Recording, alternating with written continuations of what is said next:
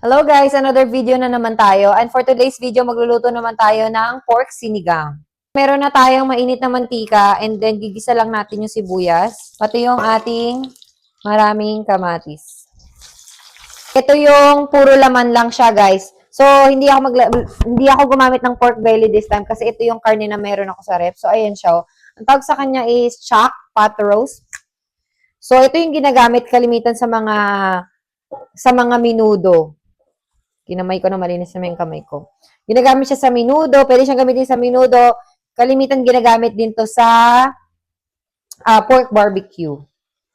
So, yan. Ito yung gagamitin ko ngayon. Karne na walang taba. So, yan. Babalikan natin. Takpan ko muna to. Kasi gusto kong maluto talaga at lumabas yung mga dugo-dugo kong mga ng karne na yan. Okay.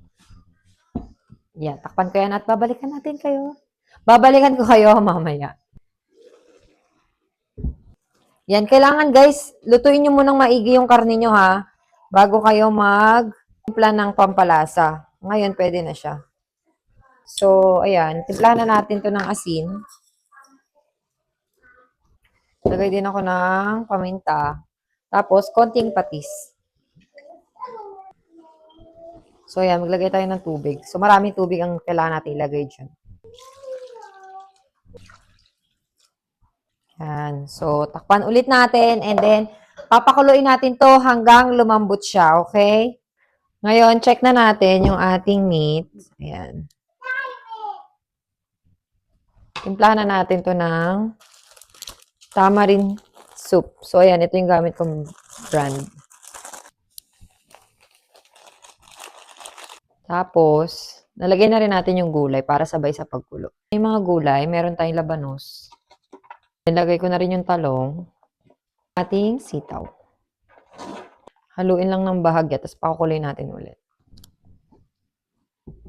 Ayan, check na natin dahil kulong-kulo na ang ating sinigang. Tikman natin kung tama na ba yung lasa niya.